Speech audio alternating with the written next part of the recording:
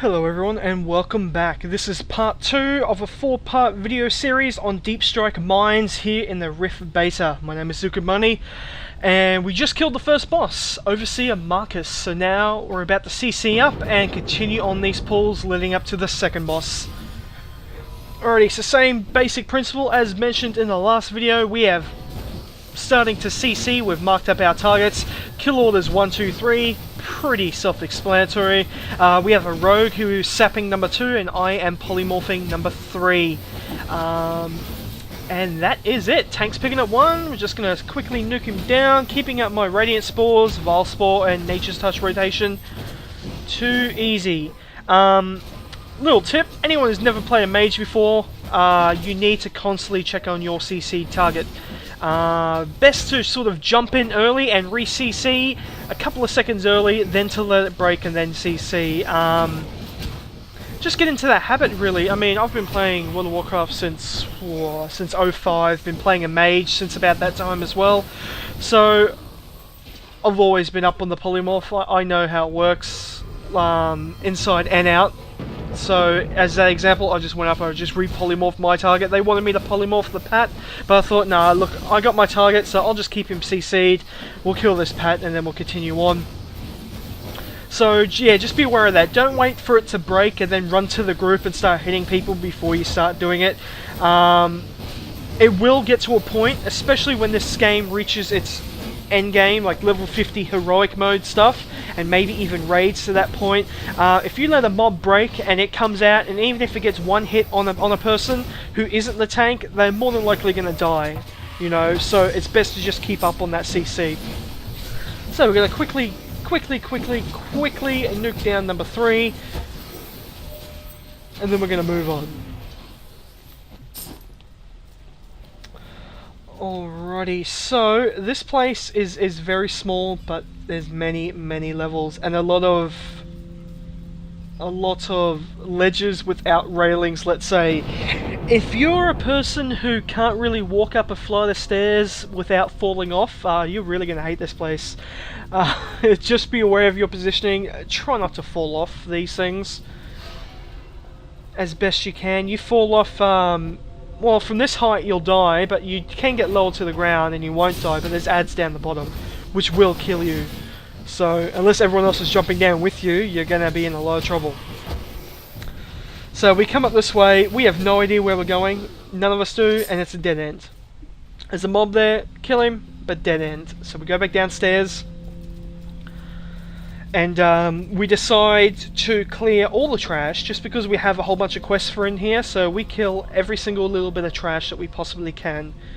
So that would also account for why the videos are in 4 parts and not 3. If we just rushed through and did all the bosses real quick, it would have been in 3 parts quite easily. But continuing on, there is a Pat coming behind us, so just warning the group. Alrighty, just one guy, so I'm just going to get my Radiant Spores up, get all my dots on him, get my healing rotation happening. The tank doesn't take too much spike damage when it's just a one-on-one target. Yeah, not even on the bosses really, except for the last boss. He doesn't really take much spike damage at all. So this group is actually, the composition of this group is quite good. It works out very well. Now, I mentioned in the last video about racials, and this is what the problem is with the racials at the moment. The Nth, which is the race that I play, or the Eth, I think it's pronounced, that's our new racial. It's a sprint. Increases run speed by like 70%, lasts for 10 seconds, something along those lines. Problem is though, and the reason why it is terrible, is that you cannot use it in combat. You can't. You can only use it out of combat, and that goes for every racial, for every race in this game now. Every single racial you can only use while not in combat, and they are terrible. Going through this list real quick, let me just bring it up and I'll give you some examples. So the F, our original one was a shield generator. which I believe it decreased all damage taken by 25% for like 6 seconds, or something along those lines. It was really, really nice. It could have been magic damage, I can't remember exactly. But they got rid of that and replaced it with that out of combat sprint, which okay, I'm not going to lie, I do use it. I usually use it to get from one quest guy to another quest guy in a town without having to mount up, because it's 10% faster than a mount at this level. So that's what I use it for, but it is a complete waste, and I understand the reasoning behind changing every single racial to something like this. It's because they don't want people either playing Guardian or Defiant to just play one race, because that racial is the most overpowered racial there is. They didn't want that. So to stop that from happening and to sort of get some diversity between the two factions, they got rid of all of them. And as an example, the Kalari, who was also another Defiance race, their ability was, I believe, now this is just going off the top of my head here, I think it was like a haste buff. It's like you cast it on yourself and then you have like 20% or 50% extra haste for 10 seconds, something like that. It was quite nice. But now, the Kalari transforms into a ghostly wolf for up to 30 seconds, giving them a wider radius to avoid aggro with, and despawning any pets the Kalari may have. This ability cannot be used in combat. So it's pretty much, you turn into a wolf. You don't have extra run speed to my knowledge, it's still the basic same run speed. Mobs around you won't aggro you as much. I mean, how stupid is that for a racial? Anyway, that is one of the bigger changes in this patch, in beta 6, sorry, my bad. And it is a change that no one likes. Absolutely no one likes it whatsoever. Alrighty, so continuing on, there is quite a bit of trash in here, just because we're pulling all the mobs though. You can skip quite a bit of it and really rush through this place. It can turn into a way quicker run than Iron Tombs, if you bypass a lot of this trash. But for the sake of running this for the first time, we're going to clear absolutely every bit of trash. It sort of gets to show you guys as well what to expect.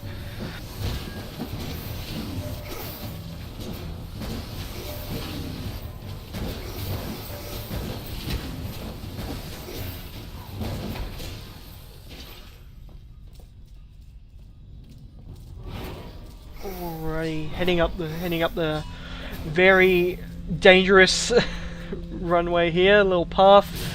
There's no railings on there, so please be aware. Do not auto run off there. It didn't happen in this group, but one of the groups I was in, someone auto ran off, and it wasn't pretty. Alrighty, get my rotation down. Very simple.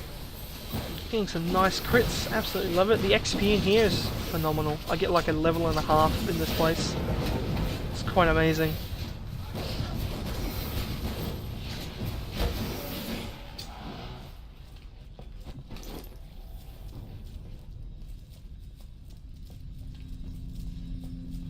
And this is the second boss. Now, things to look out for this boss is that he comes out straight away, so be aware of that. Make sure you have full mana when going in. Periodically throughout the fight, he will summon one ad, a skeletal ad. You need to DPS down that ad and then go back onto the boss. Again, I think this is percentage-wise. I cannot be certain of it, but let's say it is percentage-wise.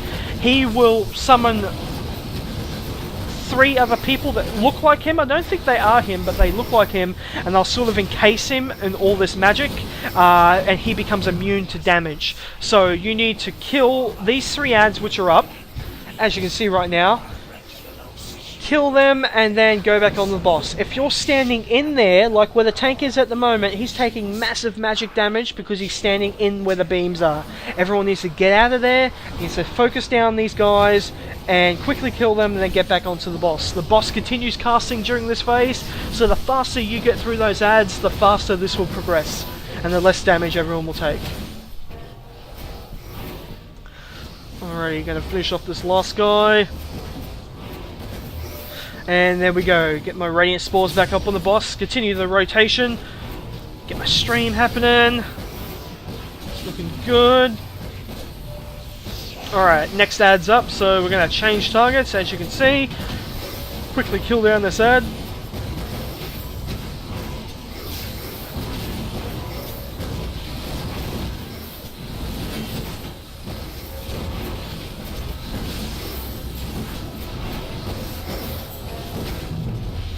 Alrighty, now the same thing happened again. The other ad spawned. It looked like he was at 50%. Tanks almost died there. But we were able to keep him up. I soul tether at this point, panicking. So next 30 seconds, if anyone dies, they can be instantly raised back up. So now we're going to continue down, killing these ads, finishing them off one by one. Split DPS here just because I'm a nub. And there we go, finishing them down and then continuing back on the boss. Oh, he's a bit less than 50% health, let's say, so maybe it's a timer thing, I'm not sure. I'm sure someone will correct me if it is a timer based or if it is a percentage based. Anyway, keeping up the damage, nuking him down as fast as possible, killing this ad. I believe he summons those 3 guys one more time during this fight.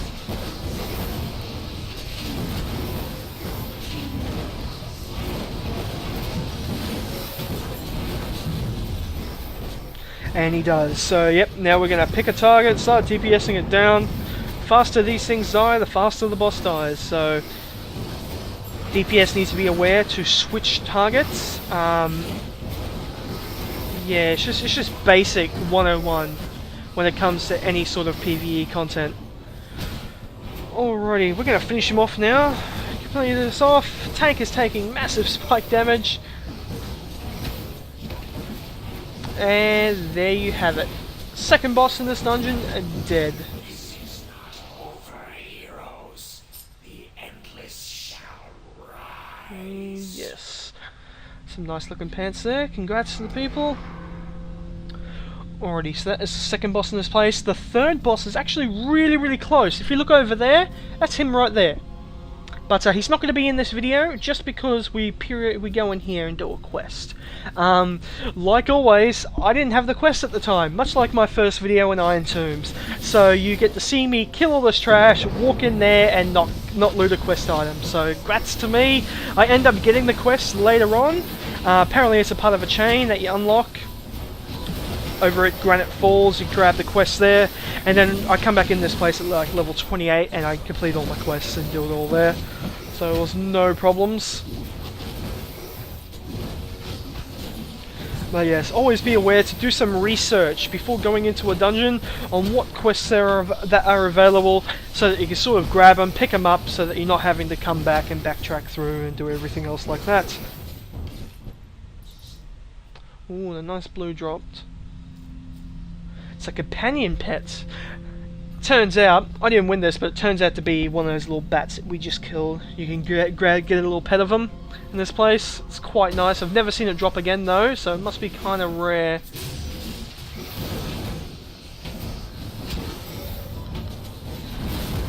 Why did it have to be spiders? Alrighty, we're focusing it down, quickly killing them. Keeping the tank alive, doing my Radiant Spores, Valspore / Nature's Touch rotation. Getting a Ruin in there now and then just to finish off that rotation.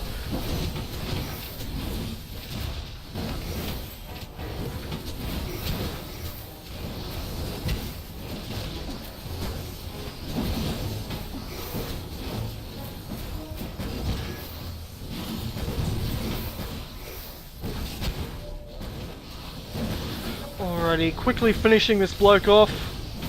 Once he's dead, everyone loots their quest item from behind him, this little book on the shelf. Because I didn't have the quest, I couldn't do it, but I'm going to show you where it is anyway. As you can see, they're all kneeling down around there. I'm like, huh. So that is part 2 of 4 parts of the Deepstrike Mines here on the Rift Beta. Be sure to check back on my channel at youtube.com/Zucumani for part 3 and 4. They should be uploaded within the next couple of days. Thank you all for watching, and I'll see you all next time.